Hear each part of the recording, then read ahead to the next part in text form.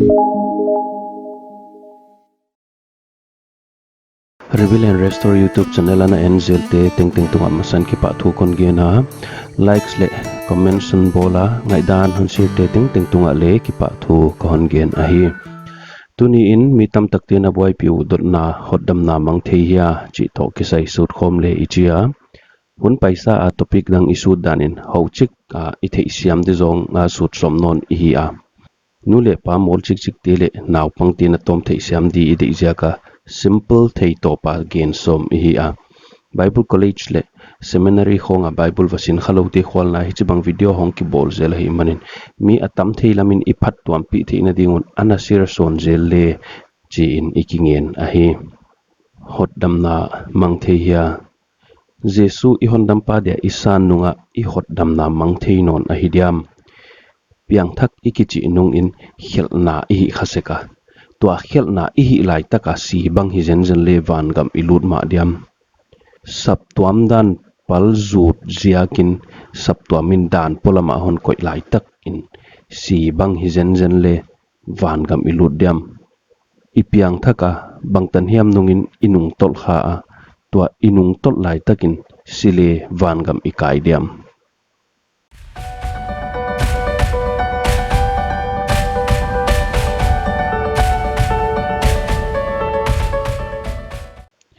Jesu a hot dam na ne I tak tak le tua I hot dam na pen mang thei non mok lo hi aziak bel eite khelna a pana khon tan tu mi hing a hi ke a pathia na hi Hebrew te bung som tang som ni le thum a hi china ki gela ipom ta ku lam etna thugin ling lo in ilen kip dingu thu chiam bol pala amwan huai ngala thu chiam bol pala amwan huai ngala china ki gela ito pabel muan huai gi ge a hi again a hi tang tun lo om ke ya a thu chiam apel ngei ke hi mi ma hi numbers som ni le thum tang som le kwa hi china ki gela pathian zo zwaw hat mi hing a hi ke kisi khat mi hing tapa leng a hi sam ke again sa a hi ke dia hia anagain sa a hi pi chin ke dia hia pathian kha ei mi hing te bang lo a hi jak tak amwan wai hi mi hing te bang again sa phel ki chi hiam a hi kile kisuk he huna thu chiam pen phel sia chi dan hi zen zen lo hi I pathian kha ei imwan huai lo huna le ama pen anamwan huai gi ge hi eite hon tan tu mi hing ma hi level kisuk he kha kun khonga hot dam na bang kisu kik lakik chi bang omlo tham ding ina gin ta khwaya hille ei hon tan tu pathian a hiya ei mi hing te bang hilo a hi dan imang ngil hello ding a hi pathian pen ei mi hing te lungsim bang pudia I koi mai ma sek penu thil hai huai a hi ei om dan te le thil ngai to dan te pathian om dan le ngai to dan to anaki khai lo a hi dan isai bung som nga le nga tang gyal le tang kwa hoi takin anaki gela wai asim thei ten sim le hot dam na mang thei le Jesu asi ji je ngai ding a hi Hebrew te bung sagi tang som ni le sagi ai chen ki gela aman siam pulian dang te lat bang in ni tengin ama khel ziaka ki thoi na lan ma sapota huai nunga mi te khel na ki thoi na alat aki phamo ke hi ama akila lai takin set den ding in khat ve analan hin ta hi set den ding in khat ve analan hin ta hi ki chei ito pan ahin na eite ade analat pen set the ding hi a hi rom te bunguk tang soma asi na pen hil na lam thua set the ding in khat ve kya asi a hi ahin na bel pathian lam thua ahing a hi ki chei ya set the ding in khat ve kya asi a hi chi kha hoi takina akigel nona Hebrew rom te Jesu khat be asi pen set the ding a si a hiya athwa hong si non poimo non lo hi Johan bung som le ko tang som thoma Juan Jesun wine thuk adon hitin zo a hita achi hi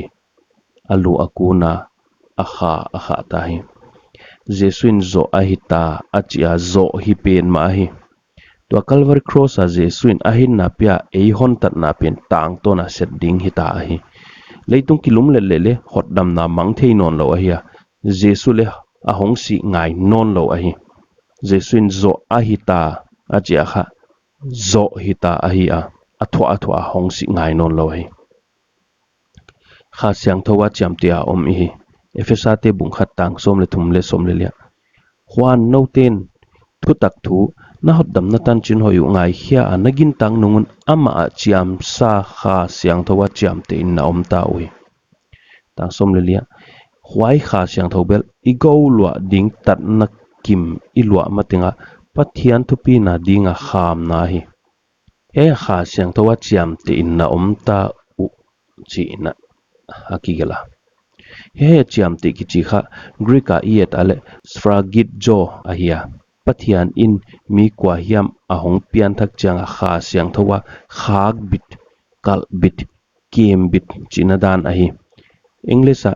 seal chia kilet kha dikma ma din kaging ta a eiten chiam te chi in iletwa kilet thuk zo lo de ule ahi na tak gen ban lo de abang ahi chiam te chi sanga thuk zo chu ahi te hin na din gen le in bang hi le kwa ma lut thei lo na dia khak bit kal bit kem bit chi na da na hi ei pawa chiam te ki chi hi changin chiam te chi dan in igen sung mai dia hot dam na mang thei lo hi dan achian na pen chu kha siang thowa khak bit kal bit kep bit hi na kha hi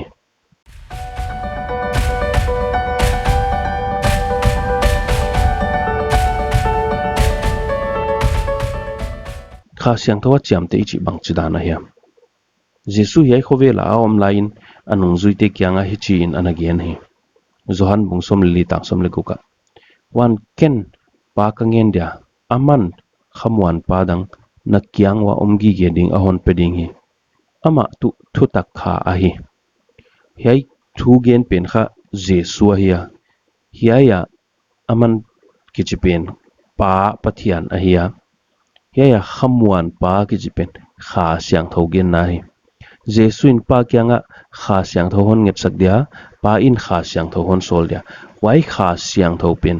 eite kyanga omgi ge dinga hi dan jesu in hiaya hoi takina anagien ahi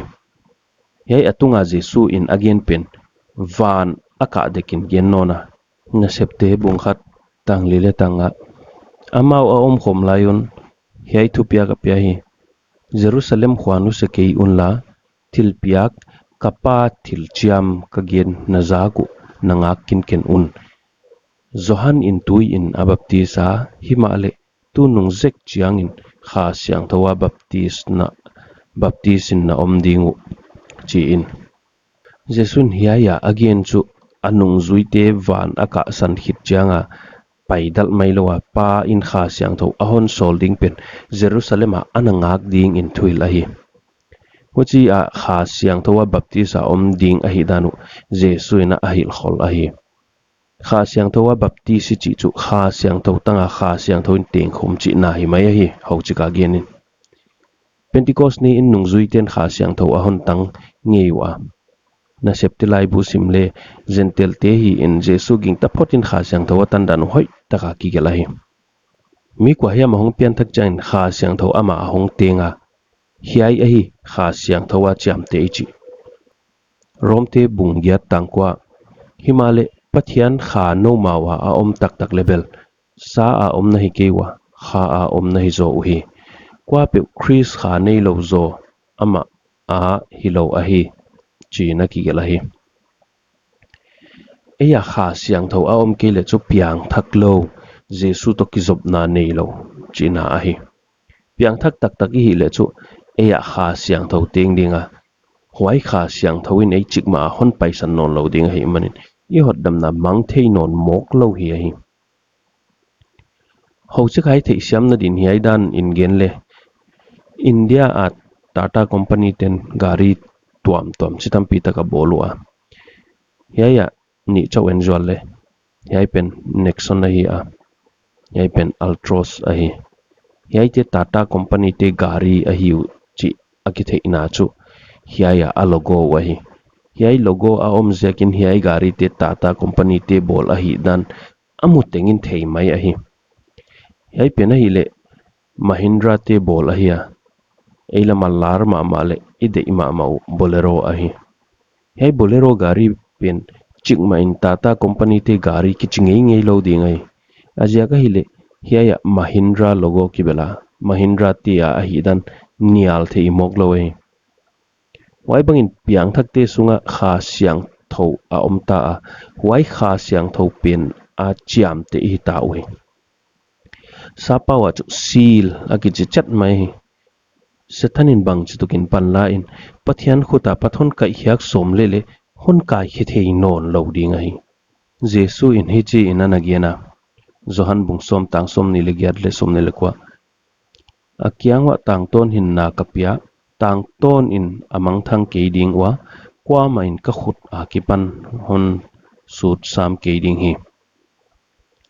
amau hon pepa kapa mi teng teng sanga thu pizo a hi kwa ma in pa khut a kipan asut thei ke ding hi yai bible tangte akhamwan huai ma mai hi ipian thak nunga chu kha siang thowa sil a om hi ta hiai leitunga bang chutukin gen thein liang bai lele van go lo ding chu hi tamai hi hiai gari te gen te na din jang non le Tata company in hoi asak dan taka a design le hon bol hiya ka hioi company dang tin hiai kar te ko a hi chi in pangdek mok le ule hiai ya logo in hiai company chiang takin tak lang khina hi hiai kar pen akibol lai in le Tata company a hiya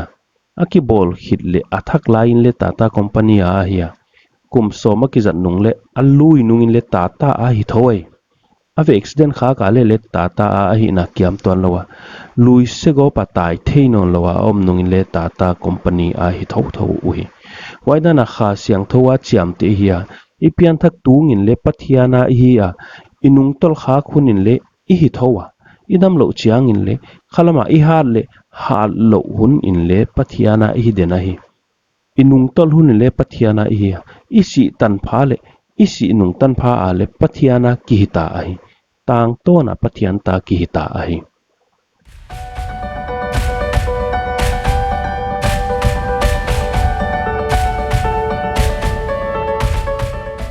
hodam namang thi non lawai le ei ut dan dana om thei mai I hidiam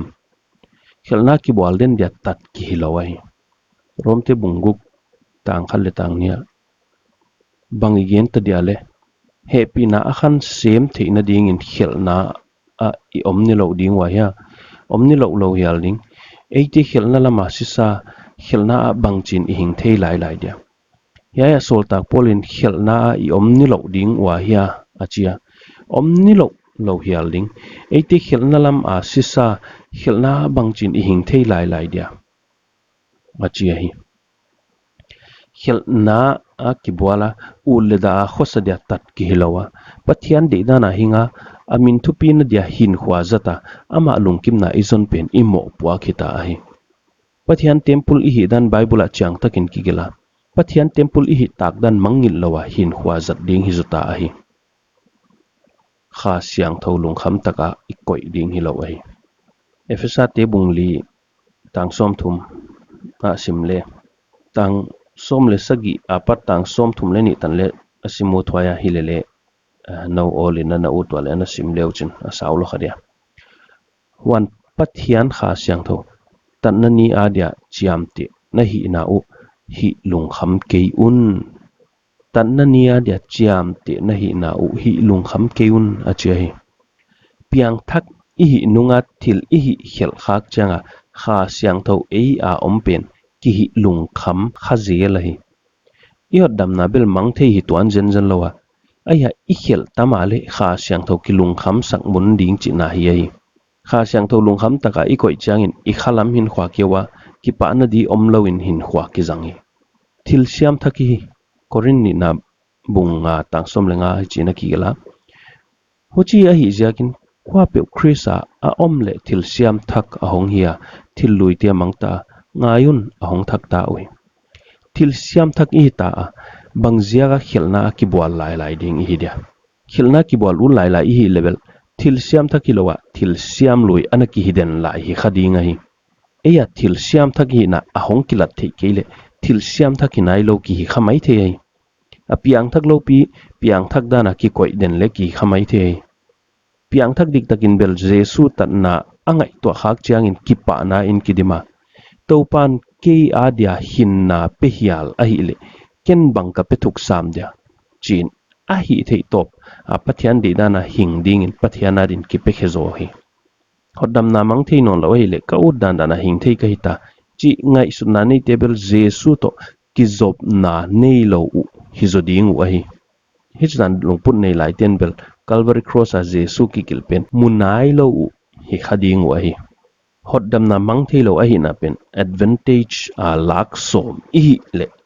jesu to ki gamla lo lai chi na hi zo dai mai ahi